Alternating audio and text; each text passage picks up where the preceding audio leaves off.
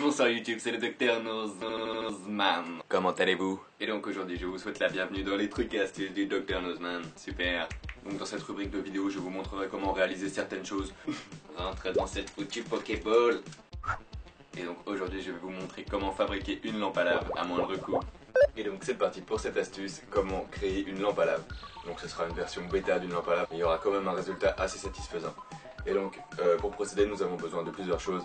Premièrement du bicarbonate de sodium, donc vous pouvez trouver ça en pharmacie ou en grande surface, du vinaigre, de l'huile et de l'encre ou des colorants.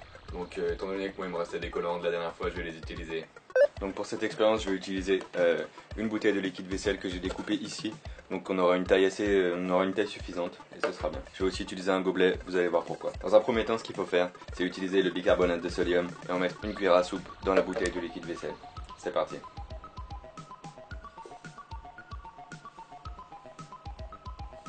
Comme ceci. Parfait. Maintenant on va utiliser l'huile et on va la verser à l'intérieur de la bouteille. Soyez généreux avec l'huile, il faut en mettre pas mal. Comme ceci. Allez, allez. Parfait.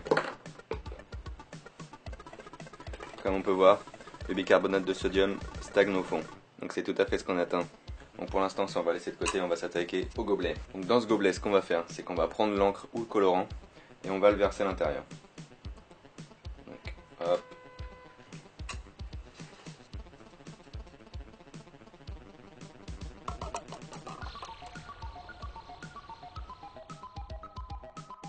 Voilà. Je vais mettre ça de côté. Maintenant, on va prendre le vinaigre et on va en verser sur le colorant. À peu près pour cette taille là. Voilà. Un petit peu plus. Comme ceci. Ok. Et donc maintenant, ce qu'on va faire, c'est qu'on va verser ce qui se trouve dans le gobelet à l'intérieur de la bouteille. C'est parti.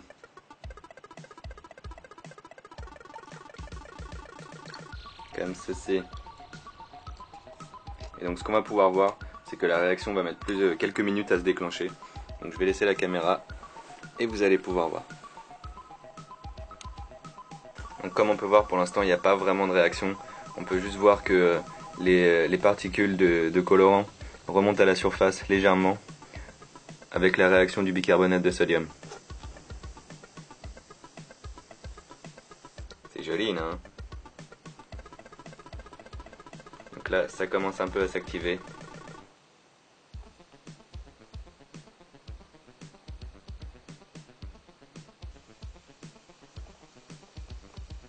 Donc voilà grosso modo le principe d'une lampe à lave.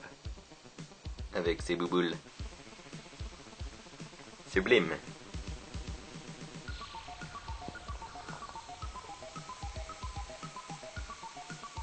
Et donc voilà la petite astuce du jour avec le Docteur Nozman pour fabriquer une lampe à lave artisanale. Donc je vous rappelle les éléments dont vous avez besoin. Vous avez besoin d'huile végétale, de vinaigre, ainsi que du bicarbonate de sodium. Donc on a un résultat plutôt satisfaisant. Après c'est vraiment une version bêta d'une lampe à lave et j'espère que ça vous aura plu. Une minute carnivore, ça vous branche? Let's go. J'aimerais commencer cette minute carnivore en prenant une question d'un utilisateur, une question d'un certain Rim Cadeau qui me demandait: est-ce que les plantes ressentent la douleur? Écoute, il n'y a rien de vraiment sûr et de vraiment établi. Certaines personnes disent que, étant donné que les plantes sont des êtres qui ne bougent pas, elles ne ressentent donc pas la douleur. Ce n'est qu'une supposition. Certaines autres personnes disent que les plantes ressentent la douleur d'une certaine façon. Ce qui est sûr, c'est que celle-ci ne va plus rien ressentir. Et oui, elle est morte. Et vous savez que ça meurt très très vite. Imaginons celle qui est juste à côté, celle-ci. Si elle commence à mourir, en fait, le bout de sa tête va commencer à noircir. Et en l'espace de 3 jours, elle sera totalement noire comme celle-ci. Et donc celle-là, je vais devoir l'enlever. Il faut quand même que je vous explique quelque chose de particulier avec mes plantes. C'est qu'elles sont totalement débiles. Car en effet, déjà premièrement, elles n'ont jamais rien attrapé. Super, pour des plantes carnivores. Et même lorsque je leur mets un moucheron à l'intérieur de la bouche, elles se ferment, mais le lendemain, elles se rouvrent en fait avec le moucheron à l'intérieur. C'est super cool. Bah, peut-être faut-il les dresser. Y aurait-il un dresseur de plantes carnivores parmi vous? S'il y en a un, qu'il se montre. Celle-là est jolie. Faisons-la réagir.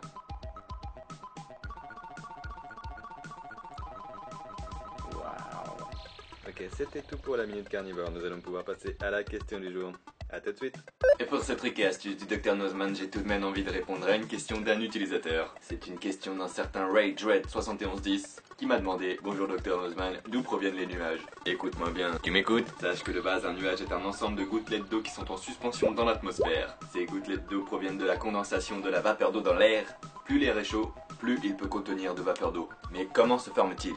Tout simplement via un refroidissement d'un volume d'air. Ce refroidissement provoque une condensation d'une partie de sa vapeur d'eau, et donc grosso modo tout ceci forme des nuages. Et si tout ce processus se passe au sol, ça forme, du brouillard. Il existe plusieurs types de nuages qui se forment à différentes altitudes, 2000, 3000 ou 5000 mètres, et aussi dans différentes régions via différents climats. Ces nuages sont classés dans différentes familles, A, B, C, D1, D2, comme le foot, etc. Et ils portent tous des noms comme le cirrus, l'altocumulus ou le stratocumulus. C'est fou!